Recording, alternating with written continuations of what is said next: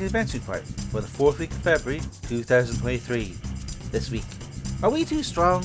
Would the internet be more balanced if there were limits on our podcasting? Ponder this as we discuss caps on power in our RPGs. The Adventure Party, discussing tabletop and radio gaming the Irish way.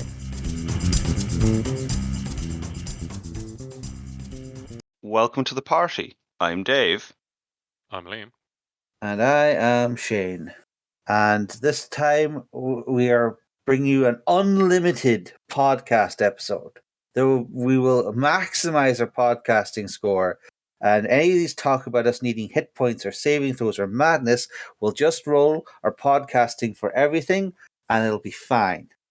That sounds possible. And we all have skill focus podcasting, right? Yeah, absolutely. And there's none of this talk about any limits on our podcasting, right? Right? We're not one of those evil systems that stop you from leveling forever, right? Sure, why not? We're all about being munchkins and min-maxing the hell out of our stats. And for us to do anything else, we'll utterly fail because we've concentrated so heavily. But so we're looking at the level caps and the stat caps and how much these make a difference in games, what the designer intent might be, and so on and so forth. Yeah. Do we want to start with one or the other? Well, they both go back into the depths of the hobbies. Well, yeah, in practical terms anyway. I feel like they're very similar, but there's a slight different thing. For example, like level caps, as we would know them today, are barely a thing. But like in the early days of D&D, like they were actually a major game design tool, and at least from the perspective back then, they were a major balancing factor. And the player base disagreed strenuously. How was that implemented, though? Was this like, you can't go into this dungeon because it's a level 6 dungeon, you're only level 4? Or like, how was it done? No, it was like halflings going up to level 4, or like level 6 if it's a fighter. Or like dwarves can only go up to level 8, and maybe level 5 as a cleric. And there was a whole rake of these things in early D&D. The entire archetypes were like hard limited to certain level bands, just because the argument seems to have been that, well, if elves and dwarves can just level up as much as they want, well, they take over the world, and therefore our humanocentric faux medieval setting would be impossible. So clearly, as a result of that, there must be level caps, which is an interesting level of logic. Yeah, I mean, I'm all for that sense of realism in a game and internal consistency, but I think there's different approaches that could have been taken there, and still gotten the same result. Is it not also a degree of a lot of these classes are stronger, so to try and cap it out, if you're thinking about a character and you're going, this could be a long campaign, I don't know if I want to go for the dwarf, because when we get halfway through the campaign, my dwarf's going to stop leveling, and everybody else will possibly continue to accrue in power. Yeah. Again, an awful lot of early D&D and D&D clones design was this weird counterbalance where they were meant for very long campaigns, but also they weren't meant for fixed tables. So the idea would be, I guess, that a person who wants to play a dwarf would play their dwarf and level their dwarf to the cap, and then presumably retire the dwarf and just start a new character or something. An approach. I don't think it survived in the long run. I think it's a way of doing it. It's possibly a bit of a clunky way of doing it. Yeah, well, early game design. Other systems where they make the rarity of different fantasy races based on different things. Oh, right. And if you look at, and this is now modern game design, but Warfrap's been doing it for a bit. Like previous editions, it would have been based off a percentage roll. If you look at the current one now, you can either roll it or pick, and then you get fewer points for your character build. Yeah. Well, it's an option, and those are viable options. Most importantly, because an option that somebody will never take isn't really an option. But yeah, as game design went along, people tried other ways of making these sort of world building choices, if you want to call them that, and reinforce the rarity of wizards or elves as stuff like random rolls or additional XP requirements or this or that. The point of the idea of having like an artificial cap on a given character sort of fell by the wayside, as did the whole open game design where it was okay for you to have multiple characters in the same campaign at wildly different levels. I mean, I guess if you want to have that in place, the only way for you to really make sure that if your whole thing is okay, well, most of the adventures are going to be human or half elf or halfling or whatever. The only way for you to make sure that kind of happens is to put some kind of cap in place. Because I do recall with playing a lot of the first Ed Pathfinder Society stuff, my character was the rarest creature in existence, which was a human with a core rulebook class and no prestige class or anything like that. I think I had one spell from another book, but other than that, everything was core rulebook. And certainly when the later seasons went on, every adventure was with a kitsune and some flying creature, and I don't even know what that PC's thing is. An Oriad, I guess. Yeah, it sure is an Oriad along as well. So it was a traveling United Colors of Benetton of the fantasy world. Yeah, possibly a topic for another day. How they're implementing it now is kind of interesting in that as you play and run games, you get points, and you can use those points to get a boon, which allows you to play an orc or whatever it is you want to play. Which is, I guess, kind of putting some kind of control on it, but still allowing you to kind of play whatever you want. And there's less of that. There's still, but you might have one party member is strange fantasy race as opposed to the entire party being strange fantasy race. Yeah. I definitely think that's possibly an entire topic in and of itself, but it is interesting to see that the move away from it being an apparent part of like your rules system to it being sort of a social context thing where either the GM just says, well, no elves, or only one of you can play something from another dimension, or the Pathfinder Society says you need to have played two other characters up to level 3 to unlock orcs, or whatever you have. The idea is no longer that it's a character decision or character progression problem. It's now handled just with people trying to make sense and add a social element to the whole thing, which sort of leaves the concept of the level cap as a tool for control sort of goes dead in the water around about the 90s, and then all of a sudden we're just having the problem of there is a cap at all, and if you get to level 10 or 20 or 36 or whatever, then your party stop gaming. And there's a sense that people still ram up against this problem. Do you find this? Well, I mean, level 20 was, third ed D&D, and then they brought in the Epic Player's Guide to bring it up to 30. I think part of the problem with that kind of level progression is that at a certain point, the difference between a player who is optimized for a certain thing and the player who isn't optimized for that thing is night and day. It can be if you're at level 10, it will be apparent, but at level 20, it's absurd. And the thing is, you have to also consider the how effective even a leveled up character is, because there is something of a counter case in third edition, the True Namer, which in effective terms got weaker as it leveled up because it relied on it relied on DC checks, which scaled much harder than, well, your improvements in DC, unless you were doing some very finicky things to try and get your DC, to get your checks up. Basically, the difficulty went up like by 2 for every level of of the bad guy or the person you're trying to affect, but your skill would only go up by 1 each level unless you were finding magic items to boost it or doing some weird exploit. Well, but the assumption is that anybody who's taking that true name thing is probably going to be going for that focus. And if you don't do that, it would become a trivial, crazy, powerful thing for them to do. Because if you go, right, well, you are going to do this, well, you're probably going to want to go for, okay, well, I'm true naming, I specialize in true naming demons. Okay, well, Let's go for third ed again. We've got our points. Okay, you're going to be maximizing your intelligence stat boosting item, and you're probably going to go for skill focus as well. And Wizards got skill focus for free at certain points as well, didn't they? And at a certain point, skill focus, when you have a number of ranks into it, goes from +3 to +6. So just upping by one, if you were just upping by one, then those increases in that stat boosting item, that bump in skill focus, and even taking skill focus, is going to throw your numbers right out the window. But even with that in mind, an awful lot of talk about True Namer boiled down to this sucks and it was a waste of time playing it.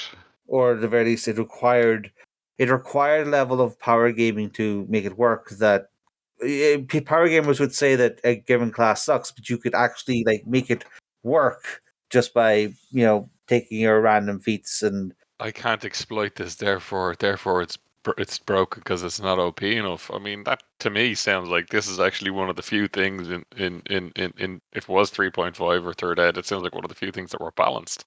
Like if you take a look at, and I have it sitting here, if you take a look at because we know Pathfinder 5e and Pathfinder and 2.0 and 5e are much tighter on the numbers. Everything is controlled. I'd agree with that. But if you take a look, I have my GM screen here for Pathfinder 2. The DC of a level 5 check, what would you say it is? 20? 20, yeah. Okay, so now looking at 10, what would you say it is? It's 27. So it's not just a 1 point increase. They assume that when you go from 5 to 6, it jumps to 22 is the DC. And that's because most players will get an expert proficiency in, they'll have a whole bump in skills and they'll have an expert proficiency jump in whatever their attacks and stuff are. So this does not scale. It goes like 14, 15, 16, 18, 19, 20, 22, 23, 24. And at random points, yeah, it's going up by 1, but at random points it goes up by 2. That's because they've really got the numbers tight on it. Well, as you say, that game is much tighter on the numbers than, say, 3.5 was, which it could have used a lot more playtesting, especially for the non-core stuff. There was also a lot of system bloat, let's face it. And it was a progression, I think in terms of, it was high fantasy, high epic fantasy, and numbers were swinging all over the place. Mechanically, 3.0, 3.5 really embraced the idea of infinite scaling, that no one would have a particular cap. You would have your fixed bonuses for your class, and you could only put a certain number of skill points into skill based on your level.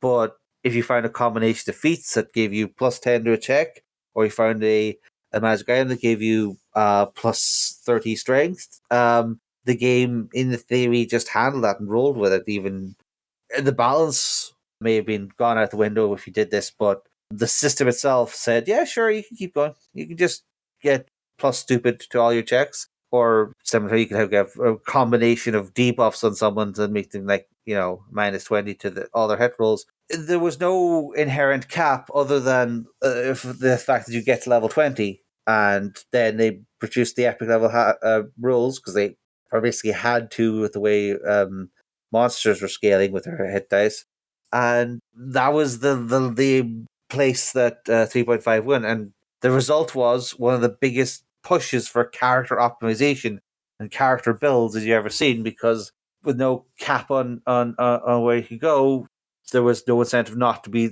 eternally looking for your combos and your synergies and such.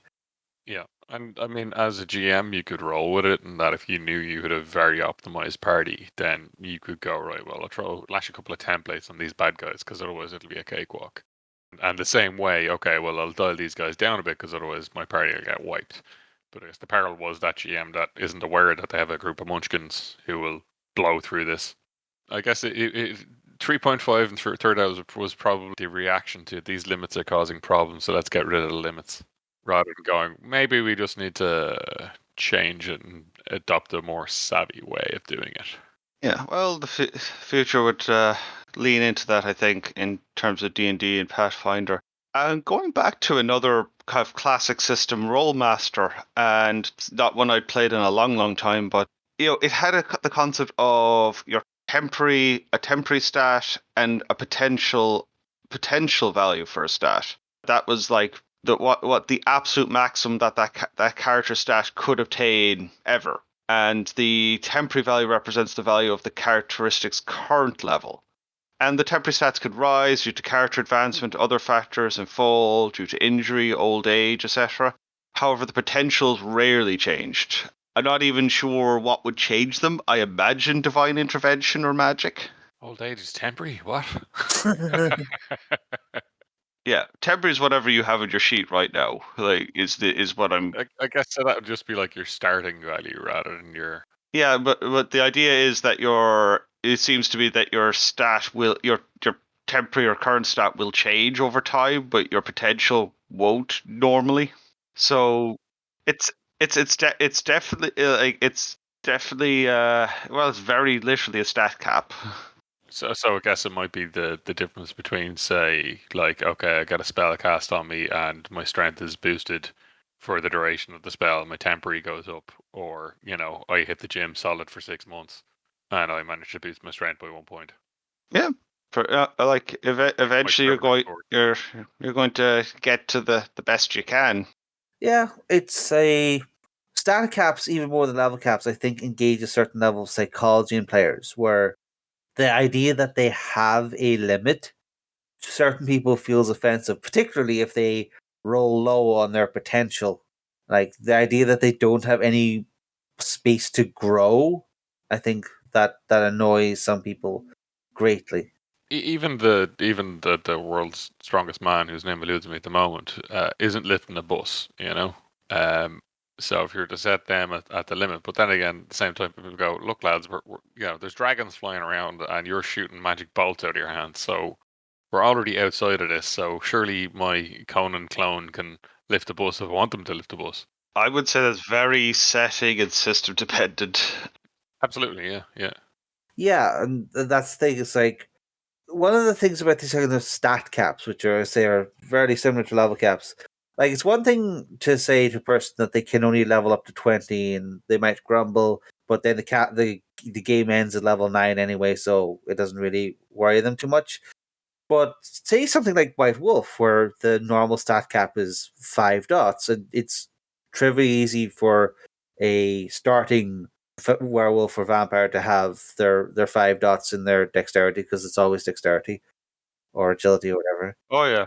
Then all of a sudden they don't have anywhere to go progression wise. They've already basically maxed out their combat, and suddenly it feels like, well, we're level 1 is starting. I've got my 5 dex and 5 melee or stab or whatever it was, and where do I go now? Suddenly my character can't level up, and the GM points at all the 1 dot in appearance, 1 dot and things. This is like, I can't level up. Maybe get a point of resources so you're not, living on the rest of the party's When couch. I use my werewolf claws to fight, I don't need pants.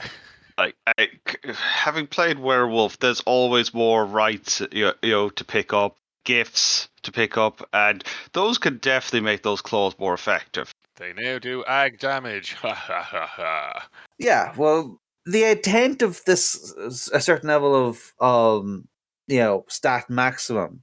Well, we're sort of interrogating our game designers at this point. It's just like if White Wolf, one would assume the idea is that at a certain point you're supposed to turn around and maybe look at some of your other stats.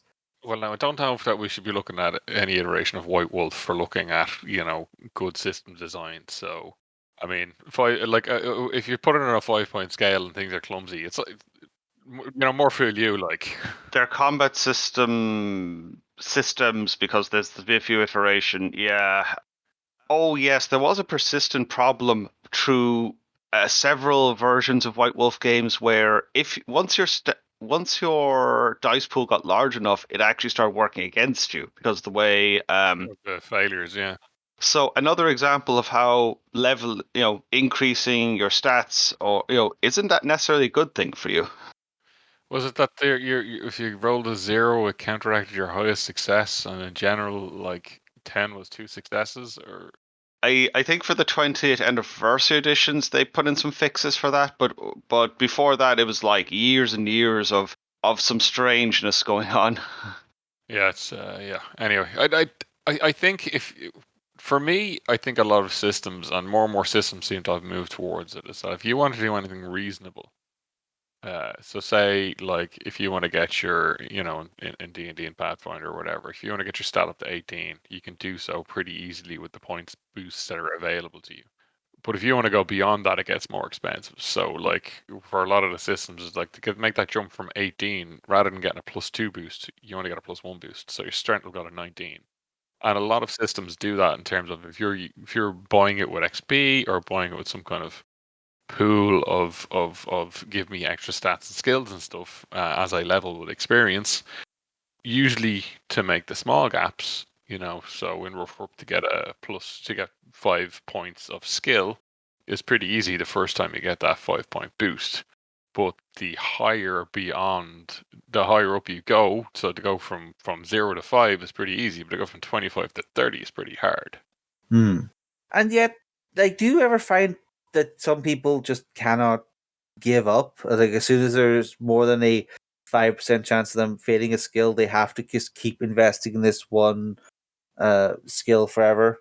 Now that I'm playing fairly late, so we're kind of near at the end of the fourth book in the Enemy Within campaign, and we played through the starter box and stuff before that. So I don't know. I haven't totted up my PC's XP, but it's high. And now at this stage, like give us a roll at average, which is just flat. Oh look, the PC is rolling against 90. Right. Okay. So suddenly you find that every roll that they're making, you're figuring out reasons for it to be. Oh, sorry, average is at +20, so they might even be rolling against 110. Suddenly you're finding reasons to make every roll challenging or hard or anything like that, just to possibly introduce the prospect of failure. And every mook that they're coming across has a melee skill of 70, and every boss has a melee skill of 90. Just thinking of like say you have systems like Fantasy Flight's Warhammer 40k games where D100 systems, and the difficulties in Dark Heresy First Edition were generally quite rough for a starting party. You have very much had that infamous D100 whiff factor of I roll, and most of the time I'm rolling, I'm not getting anything resembling success. I need to get a 35 to hit, and then they get a roll to dodge. So I'm maybe hitting 1 or 4 times, maybe. Yeah, but at the other end of that, say, especially like once you're hitting rank 8 in, I think it's rank 8 in Dark Heresy, or pretty much any decent rank in Deathwatch, and your Space Marine characters, I need to get 100 on 150. Or that's not even the highest roll under I recall. Well, I mean, I guess if you do look in the back of the book where they have their monster, like there are greater demons in there who will literally have a melee skill, like a greater demon of Khorne. I don't recall what it is, but I think they got a melee skill of 120 or 140 or something. It's something ludicrous. But it's because you're comparing success levels against each other. So I roll my 140 and you roll your 140, and as long as neither of us get a critical success or failure by rolling 1 to 5 or 96 to 100, then we just compare the SLs and that's who wins. Yeah, critical successes, critical failures. I remember I can't remember what book I read it in, but there was an interesting point that randomness favors the weaker party. Say a goblin versus a veteran fighter. If there's no randomness, then by logic, the veteran fighter is probably going to win in a 1-on-1 against that goblin. But if there's a random chance of a critical hit that will instantly kill somebody, that goblin's got a shot. And swap as appropriate for. So and feeding on from that, Cyberpunk 2020 had the fumble system. And if you roll like the key mechanic of the interlock system, which Cyberpunk 2020 is based on, is you roll a d10, you're adding the stat and the skill, and if you roll a 1, you fumbled, and you roll to see you roll another d10 to see how bad the fumble is. But 10% of all rolls are fumbles by default, and what it means is you have a somewhat more chaotic, unpredictable combat system where even trained professionals can do horrendously, have guns jam or just wildly miss, but that sets up a certain flavor of cyberpunk. And if you house rule it to make fumbles less likely or remove them, then that's a very different flavor where, well, the experts are going to do a lot better, as things go on. Yeah, but like if we're putting this into the psychology of like the stat cap, is that sort of push people who are afraid of missing or afraid of not being the best in the world at a certain skill or a class? Does that push them towards diversifying, or does it make them grumble, give up on the system, and try to find one that lets them pump their cybernosity up to 37 or whatever? Bring in some way of mitigating that fumble. I don't know that it does anything because, like, no matter how good you get, you're still fumbling one time in 10.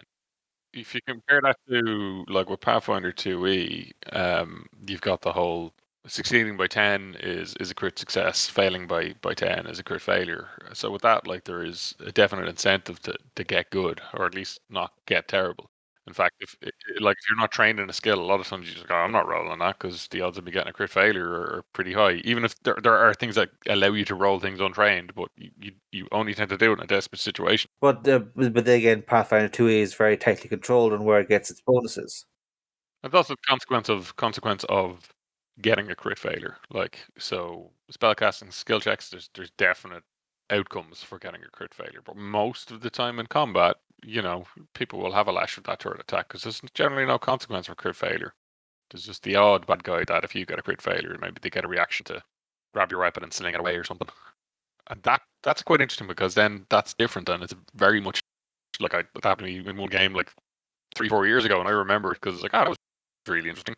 That one bad guy that disarms you when you roll the crit failure in an attack. You're not using your turret attack to have a go at that guy. You're gonna hold it and do something else with it. Yeah, that's only loosely tying into the idea of a stat cap because I guess you're looking to get good. Yeah, well, like we're seeing that there's this huge array of game design elements that are sort of meant to like play around with a stat cap, but we have no definitive answer on whether a stat cap is good. It really seems to be incredibly system dependent, and then there comes the question of is it all in the designer's wheelhouse to decide? Well, I think stats should be uncapped for eternal growth, or is it on the players to go, well, I really, really want to never be able to fail at my swimming checks because that one time my paladin drowned 20 years ago, but the system is disincentivizing me from are we Like, okay with? you need to have some kind of cap though. Again, going back to Turdead, like, so you go from fighting people and monsters that are quite low level, a zombie, all the way up to when you're hitting level 20, you're fighting ancient dragons and angels and demons and stuff, and then you go into the epic level guide and you're starting to fight gods and stuff. Where do you go after that? I'm level 30. I just killed a god. Right, what do we do now? I don't know, travel to a different universe where there's even more powerful stuff. Oh, you haven't seen the third party Immortals handbook where you can fight like stars, and there's the Oh, I missed that one. oh, there's like it's the one where the neutronium golem comes from, where it's this golem that's made out of like the core of a dying star, and you take like 4,000 d6 damage just by being 3 life of it. Oh my god, that We just finished that campaign you were running with that. I'm now level 35. What are we doing now then? I've destroyed all of your neutronium golems. They're now chumps to me. Like, it has to end somewhere. Yeah, but I feel like the it absolutely in reality terms, yes, it does have to end somewhere. Your campaign should probably end when it's dramatically appropriate. But people, I think the fantasy of having the unlimited game that can go on forever, there's still this sort of this primal number goes up psychology in people. it's very satisfying. Oh yeah, Like, not gonna lie. the idea of you're always making progress is one of the primal reasons, the primal elements of a RPG It's why we still have these big elaborate XP systems, even though there's huge numbers of games which don't need XP at all, but still we still have this XP system because there's still this primal urge to grow, to get the next skill point, to get the next level. And can we design around player psychology? One solution is to have things outside of levels and stats that players can increase or affect. Like, say, early D&D has an awful lot of faction play, and which gets dug up in the OSR. I know off the top of my head, the White Hack emphasizes that players players who've maxed out their levels can emphasize their faction play. I mean, that can work, but that's like, to me, one of the biggest failings of 5e D&D is like you get all this gold and you've nothing to do with it, and then the solution to that is, well, yeah, open a pub or get involved with your faction to do this stuff, and it's just like, I've no interest in doing that. I started a campaign to stop like the evil dragon god from like ending the world. I don't want to mess around with like, oh right, the thievy guys want a tower or something. What? I don't care. Mm. Well, maybe different factions then. Like, well, I'm going to fund an army of paladins to smash that dragon in the face. Hmm. Well, yeah, I could probably get on board with that. Yeah, maybe. I guess the thing is, like, game design has got a whole bunch of uses for stat and level caps and a whole bunch of ways of implementing stat and level caps, but you still have to think about how the players want to play. And I still very much prefer the carrot and stick rather than the wall. Keep dipping your toe in skills and stuff cheap, and make hyper specializing very expensive. And in that way, a lot of systems, particularly modern systems, have an easier time of keeping things within certain bands. And to me, that's far better than just straight up playing straight up saying to a character no. and also think about, like, if it's very different if you're in a leveling system where even if someone decides they're focusing all their feat picks and not those kind of feat picks, but all their edge choices or character slots into like super focusing, they're still going to get a couple of hit points and a boost to their to hit score proficiency as they level up. Whereas if you let someone go absolutely hog wild with a stat and level based system, you can have someone who has ones and everything except their chosen thing, and that can be disruptive when you need them to do basic tasks. Well, I mean, both the hyper generalist and the hyper specialist can be problematic, put in different ways. Yeah, again, it depends on campaign assumptions. Like, if you've a tightly focused game where everyone needs to be on their game, or the whole party perishes, then overgeneralizing could be a serious problem. As in, your character can't do their role, but hyper specializing. Well, we have a party of glass cannons, and the enemies are just picking us apart.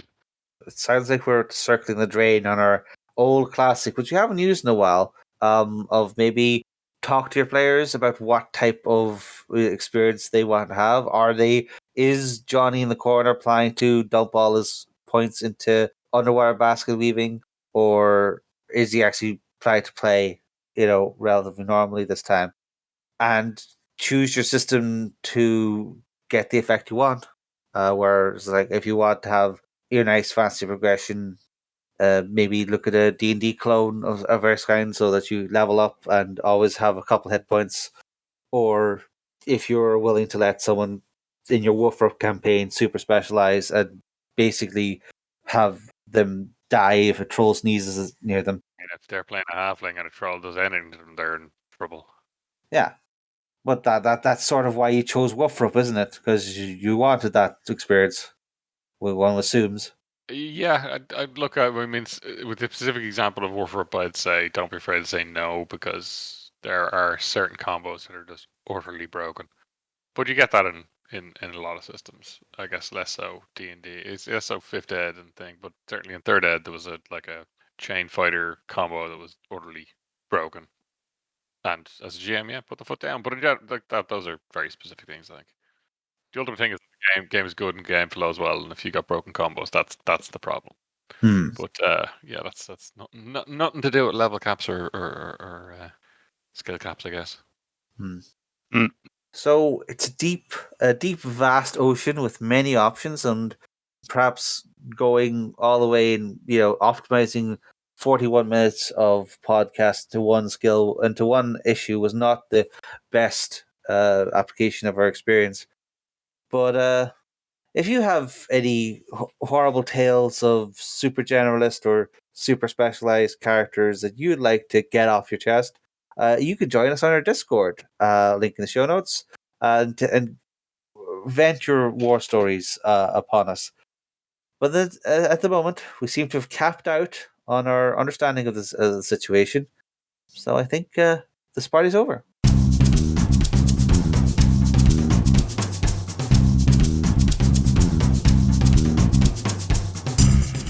Thanks for listening to the Adventure Party. You can find show notes and links to things we've mentioned at www.theadventuringparty.net and on our Facebook page. You can leave comments there, or talk to our Twitter account at AdventurePTY, or you can record a voice message at www.speakpipe.com/theadventureparty. We can also be contacted directly by email at party@theadventuringparty.net. If you'd like to be in touch with the party all the time, come join our Discord server, link in the show notes. The Adventuring Party is released under Creative Commons Attribution Non-Commercial Share Alike on version 3 license.